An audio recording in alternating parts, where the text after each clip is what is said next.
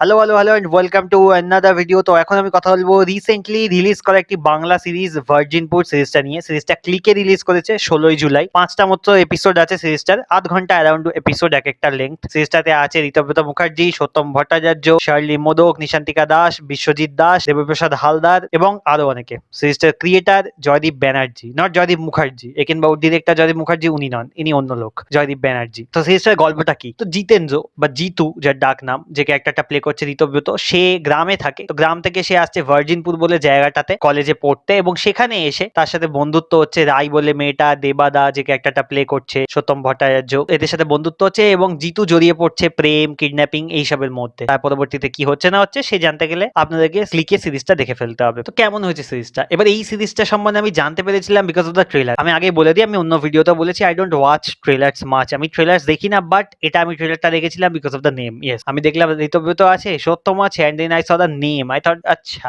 Seems interesting. বুঝতেই পারছেন আপনার নামটা virgin pool. So I went to watch the trailer and ট্রেলারটা অন্যরকম ছিল। মানে I expected something maybe sex comedy type of something, but this not a sex comedy, it's a crime comedy. And এবার এখান থেকে যদি আমি সিরিজটা রিভিউতে ঢুকি, তো it's a pretty good series, pretty entertaining series, crime comedy genre series যেমন আমি বললাম। তো প্রথমে যদি আমি একটু কমেডিটা নিয়ে বলি, এই সিরিজের কমেডিটা কিন্তু বেশ বেশ মজা দিতে পেরেছে আমায়। সাধারণত বাংলা কমেডি আমাকে রিসেন্ট টাইমসে এরকম মজা দিতে পারে না যেটা এটা পেরেছে। অ্যাডাল্ট কমেডি আছে, নর্মাল কমেডি আছে, সব মিলেমিশে যা কমেডি আছে সেটা কিন্তু আমার পার্সোনালি খুব এন্টারটেনিং লেগেছে। I enjoyed the comedy through and through. Ritabrata ক্যারেক্টারটা, তার একটা পার্টিকুলার কথা বলার স্টাইল আছে এবং সে খালি কথায় কথা বলে আমি তো গ্রামের ছেলে, আর সেই জিনিসটা প্রথমত ঋতব্রত খুব ভালো করেছে, বাট অ্যাক্টিং আমি পরে আসছি। সেই জায়গাটা যেভাবে লেখা এবং ওই জায়গাগুলো আমার এত হিলারিয়াস লেগেছে। কিডন্যাপিং করতে যাচ্ছে ঋতব্রত ক্যারেক্টারটা, কাউকে একটা কিডন্যাপ করতে যাচ্ছে সিরিজে, সেখানে বাবাকে ফোন করে, হ্যালো বাবা, আমি আজকে একটা খুব ইম্পর্টেন্ট পরীক্ষা দিতে যাচ্ছি। আরে ভাই, কিডন্যাপিং করতে যাচ্ছি এরকম কে বলে? তো ওই যে পার্টিকুলার জিনিসপত্র যেগুলো ঋতব্রত ক্যারেক্টারকে দিয়ে করানো হয়েছে,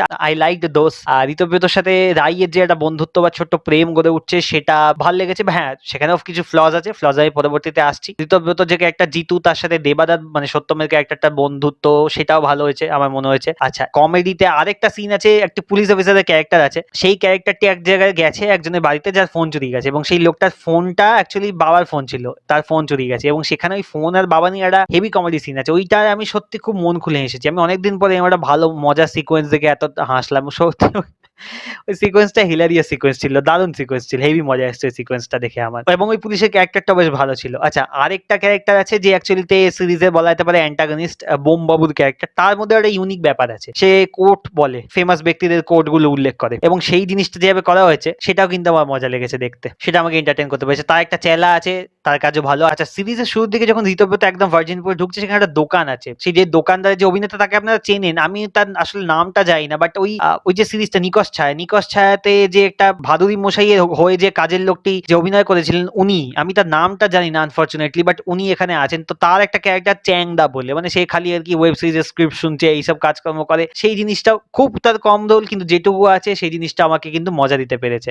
আচ্ছা, আরেকটা জিনিস আমি বলি, লাস্টের দিকে এপিসোডে আছে যেখানে আর কি একটা সোনার কেল্লা রেফারেন্স আছে, মানে ঋতুব্রত ক্যারেক্টারটা বলছে আছে আছে আমার টেলিপ্যাথির জোর আছে, টেলিপ্যাথি বলে না, সে অ্যাকচুয়ালি অন্য জিনিস বলে। এবার ওই জায়গাটা ফানি ছিল, সেইটা তো সোনার কেল্লা রেফারেন্স একটা, এবং সেই কনভারসেশনটা কন্টিনিউ হয়ে যখন ভিলেনটার কাছে যায় অ্যান্টাগনিস্ট, সে এক জায়গাতে বলছে এটা আমার, এরকম বলছে, এন্ড দ্যাট ইজ অলসো সোনার কেল্লা রেফারেন্স। তো ওই জায়গাটা আমার ভালো লেগেছে। আচ্ছা, এই তো গেল কমেডি পার্ট। ক্রাইম যদি বলতে হয়, ক্রাইমটাও আমার মোটামুটি মনে হয়েছে ভালোই, মানে ইটস এন্টারটেনিং ক্রাইম, মানে এরকম নয় যে খুব ডেপথে ঢুকে লেখা, very surface level, but it's entertaining. যেভাবে জিনিসপত্র করা আছে, হ্যাঁ obviously it could have been done better, but আমার কিন্তু এন্টারটেনিং লেগেছে মোটামুটি। এবার সিরিজটা একটা ভালো দিক হলো, সিরিজটা খুব প্লট ফোকাসড, খুব প্লট ওরিয়েন্টেড এবং খুব ফাস্ট, সো কোথাও বোর ফিল হয় না, which is actually good thing. But এখান থেকে আমি ফ্লজে ঢুকছি। One of the flaws is that সিরিজটার ক্যারেক্টার কোনো ডেভেলপমেন্ট নেই, মানে সিরিজটার কোনো কিছুই ওয়েল ডেভেলপমেন্ট নয়, everything is very surface level. সেটা রাই আর জিতুর বন্ধুত্ব বা প্রেম, সেটাও surface level.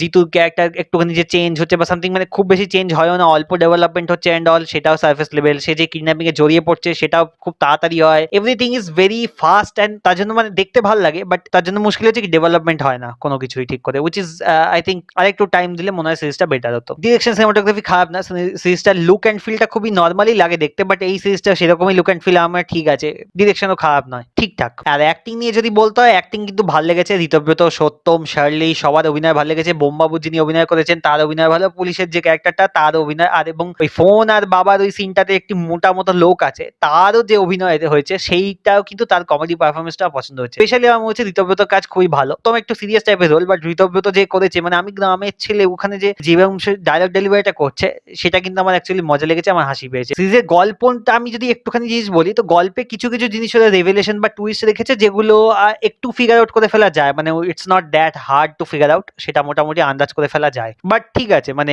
It's okay, it's not bad. And সিরিজটা যেভাবে এন্ড হয় তাতে সিজন 2 এর একটা মানে ছেড়ে দেওয়া হয়েছে ওপেন এন্ড করে, মানে সিজন 2 আসলেও আসতে পারে এবং সেখানে গল্পটা হয়তো একটু অন্যদিকে যাবে, সেটাও কিন্তু I would be interested in watching that. I would be interested in knowing the lore behind Virginpur. এখানে একটা ম্যাডাম নিবাস বলে আছে এবং একটা ম্যাডামের উল্লেখ বারবার আসে থ্রু আউট দ্য সিরিজ, সেই ম্যাডামটি কে, I want to know that. So next season যদি আসে এবং ওই লোডটাকে যদি এক্সপ্লোর করা হয়, I would be excited to see that. And এই ছিল রিভিউ।